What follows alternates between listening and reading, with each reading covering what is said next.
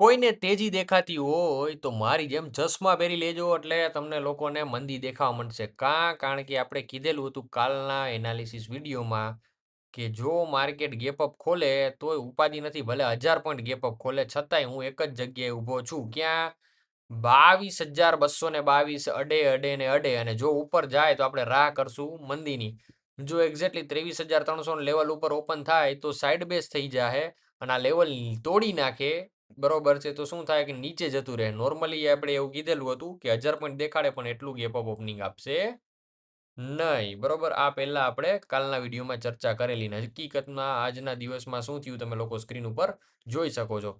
તો સ્ક્રીન ઉપર તમે લોકોએ તેજી જોઈ પણ એ બાદ ગેપ ફિલિંગ જોયું. એ પણ કેવું પ્રીવિયસ જે રેઝિસ્ટન્સ એરિયા હતો મતલબ કે કેનો ઇન્ટ્રાડે માટેનો રેઝિસ્ટન્સ એરિયા મતલબ કે કયા સેમમાં કહું હું તમને લોકોને ઓઆઈ ડેટાના બેઝ ઉપર અહીંથી રેઝિસ્ટન્સ ફેસ કરતું હતું ને એ રેઝિસ્ટન્સ 15 મિનિટના ટાઈમ ફ્રેમનું રિટ્રેસમેન્ટ હતું. અહીંથી નીચે આ retracement and then go down.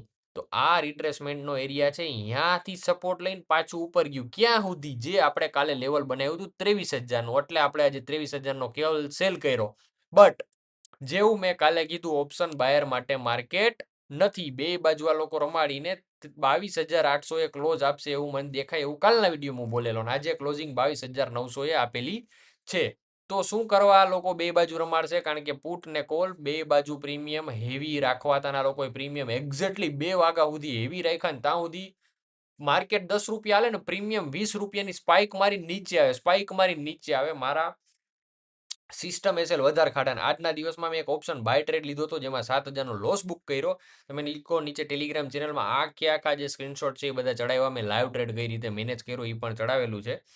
સો તમે લોકો જોઈ શકો છો કે આ માર્કેટ કરવા શું માગે છે? ઓપ્શન બાયરના ખીચા ખાલી. જ્યારે ખીચા ખાલી તમારા થાય ત્યારે તમને લોકોને કમાવાનો મોકો દેશે. ત્યારે તમારા ઘર પૈસા હોય નહીં. એટલે આવા દિવસોમાં શાંતિ રાખીને બેવું સારું. ઓપ્શન સેલરની દ્રષ્ટિએ હું અત્યારે એમાં ડાયરેક્શનલ ટ્રેડ લઉં છું. ડાયરેક્શનલ ટ્રેડ તેજી થાય તો કોલ સેલ કરું હું, મંદી થાય તો પુટ સેલ કરું. વિચાર કરો, ડાયરેક્શન છે મંદીનું ને મંદીના હું ટ્રેડ રિવર્સ કોન્ટ્રા ટ્રેડ લઉં છું. કારણ કે મને ખબર અહીંયા પ્રીમિયમ્સ હેવી છે, બહુ એગ્રેસિવ ટ્રેડ કહેવાય. બટ આપણે ટ્રેડ મેનેજ કરીએ છીએ અને એમાંથી પ્રોફિટ અર્ન પણ કરીએ છીએ. તો હવે આજના દિવસમાં કઈ રીતે થયું માર્કેટ એ આપણે કાલના એનાલિસિસમાં જોયા. તો આજના એનાલિસિસમાં કાલે કઈ રીતે માર્કેટમાં ટ્રેડ કરવો એ આપણે સમજશું. તો મેઇન વાત ઉપર ફટાફટ આપણે આવીએ તો સિલ્વરમાં ટોપ, ગોલ્ડમાં ટોપ. બરોબર છે. મેઇન આપણે કાલે બુધવારે નવી એક્સપાયરી નવી ઘોડીનો નવો દા. બેંક નિફ્ટીમાં 1200 પોઈન્ટ તેજી ક્યાં સુધી આવશે? તો કે આમાં 53,000 સુધી. એના લેવલ્સ પણ આપણે કાલે માર્ક કર્યા હતા કે આ સપોર્ટિંગ એરિયા રહેશે અને અહીંથી ઉપર અહીંયા સુધી. ઠીક છે, આજે પ્રોપર રિટર્નમાં આપણે લોકો વન બાય વન સમજીએ. ઓઆઈ ડેટા આજે ચેક નથી કરવું. આપણે એક વસ્તુ ઓઆઈ ડેટા વગર પણ કરી શકીએ જે છે ફિક્સ રેન્જ વોલ્યુમ. તો ફિક્સ રેન્જ વોલ્યુમ અહીંયાથી મારી દો અહીંયા સુધી, જેમાં તમને લોકોને 2 દિવસનો ડેટા મળી જાય કે સપોર્ટ ક્યાંનો છે ભાઈ એક્ઝેક્ટલી આમાં 22,700નો અને ઉપર રેઝિસ્ટન્સ ક્યાં 23,100નો. સ્ટ્રોંગ રેઝિસ્ટન્સ છે ક્યાં? તો કે 23,300નું. હવે આને આપણે ઇન્ટ્રાડેમાં મતલબ કે આજના એક દિવસમાં કન્વર્ટ કરીએ 24 તારીખમાં. તો અહીંયા રેઝિસ્ટન્સ, અહીંયા સપોર્ટ. બરોબર. હવે આ ડેટાને 1 આવર ટાઈમ ફ્રેમમાં લઈ જઈએ આપણે અને મોટું કરીએ. જો હવે આને આપણે કાલના એનાલિસિસના પોઈન્ટ્સને ડિલીટ કરી નાખીએ અને આપણે જાજો ડેટા લઈએ. જાજો ડેટા મતલબ કે ટોપ ને બોટમ અપ્રોચ. મતલબ કે આ ગેપ ડાઉન થયા બાદ અહીંયાથી આ એક સ્વિંગ, આ રિટ્રેસમેન્ટ એન્ડ ધેન ફોલ. તો આ સ્વિંગ લો અને આ સ્વિંગ હાઈ. આ બેની વચ્ચેનો ડેટા લ્યો તેમાં એક્ઝેક્ટલી રેઝિસ્ટન્સ તમને દેખાય 23,800ના લેવલે. એની પછી તમે ઇમ્પોર્ટન્ટ લેવલ 23,300 કહી શકો અને અત્યારે માર્કેટને જ્યાંથી સપોર્ટ ને રેઝિસ્ટન્સ પ્રોવાઈડ થયું છે એ 23,000નું. એટલે આપણું આ જે લેવલ રહ્યું ને આ ક્રુશિયલ ને ઇમ્પોર્ટન્ટ થઈ ગયું છે. બરોબર. તો આ લેવલને આપણે અહીંયા આવી રીતે ડ્રો કરી દઈએ, એને કરી દઈએ આપણે એનો કલર ખાલી. બરોબર. એટલે એ લેવલ તમને પ્રોપર શો થાય. હવે આના બેઝ ઉપરથી આપણને લોંગ વ્યૂ મળી ગયું. સપોર્ટિંગ એરિયા જ છે. હવે આપણે આને એક આખા માર્ચ મહિનાની દ્રષ્ટિએ જોઈએ. તો માર્ચ મહિનાની દ્રષ્ટિએ તમે ચેક કરો એટલે તમને ફ્યુચરનો વ્યૂ મળે કે ફ્યુચર શું કરવા માગે. તો આપણે આવી જાય 2 માર્ચેથી. 2 માર્ચેથી રેઝિસ્ટન્સ 24,000 અને અત્યારે સપોર્ટ લેવલ છે 22,800. ઓઆઈ ડેટા એવું દેખાડે કે બોટમ બની ગયું છે, પણ હું એવું કહું છું કે એક 22,022 નહીં દેખાડે, 222 ત્યાં સુધી માર્કેટને મજા નહીં આવે. 22 બ્રેક કરીને ફોલ કરવો હોય તો મેં તમને કાલ લેવલ આપ્યું 21,800 સુધીનું, બરોબર છે.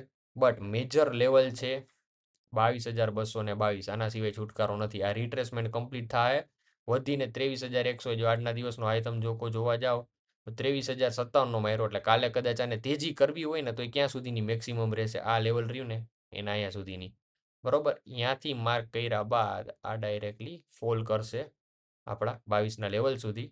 તો અત્યારે આપણે ધ્યાનમાં રાખવા જેવું લેવલ ઓઆઈ ડેટાના બેઝ ઉપરથી છે રેઝિસ્ટન્સ લેવલ. તો મેક્સિમમ સ્ટ્રોંગ રેઝિસ્ટન્સ મારી દઉં તમને હું લોકોને,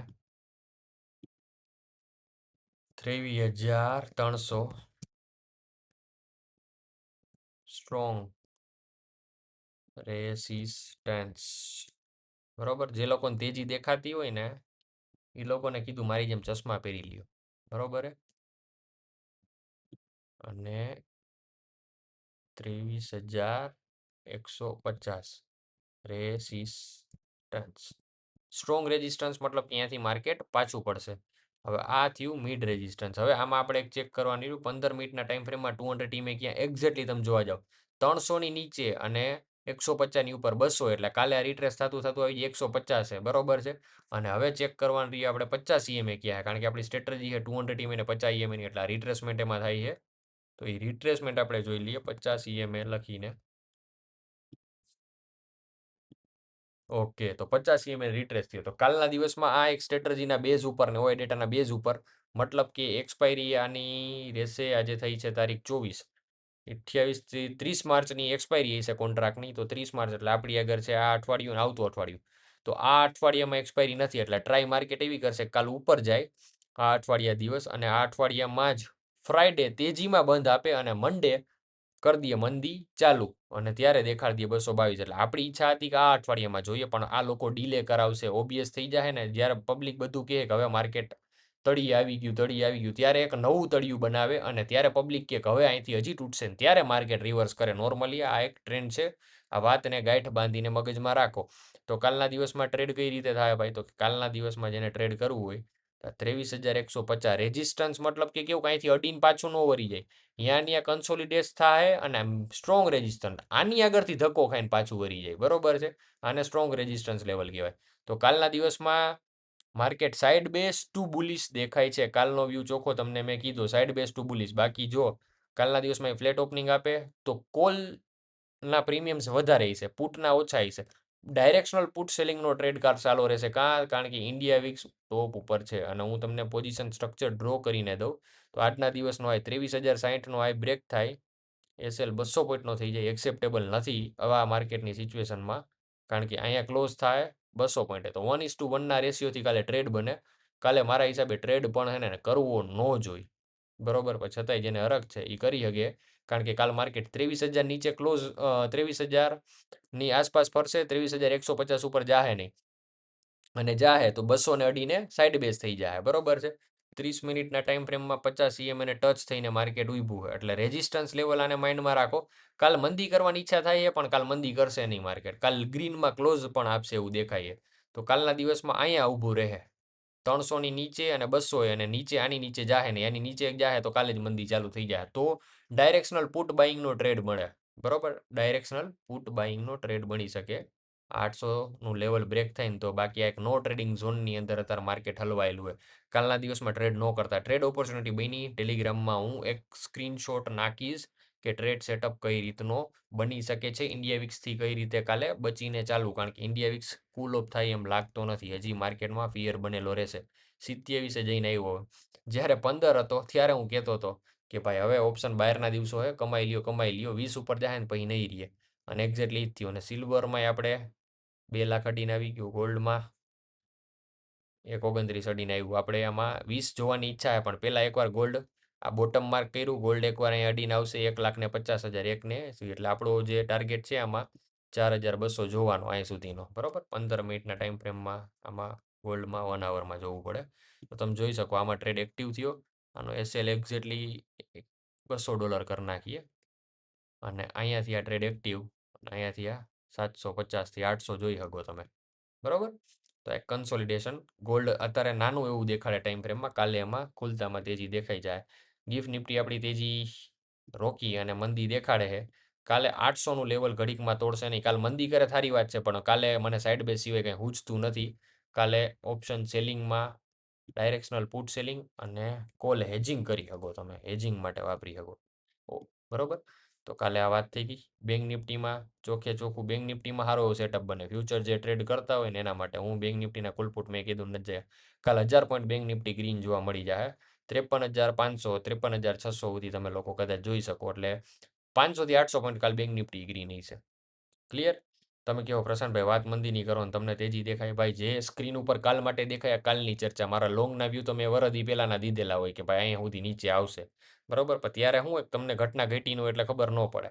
અત્યારે ઘટના ઘટતી દેખાય ત્યારે તમને ખબર પડે. ચાલો આખે આખું આજનું એનાલિસિસ આ છે. મળીએ નેક્સ્ટ વિડીયોમાં. જય હિન્દ, જય ભારત.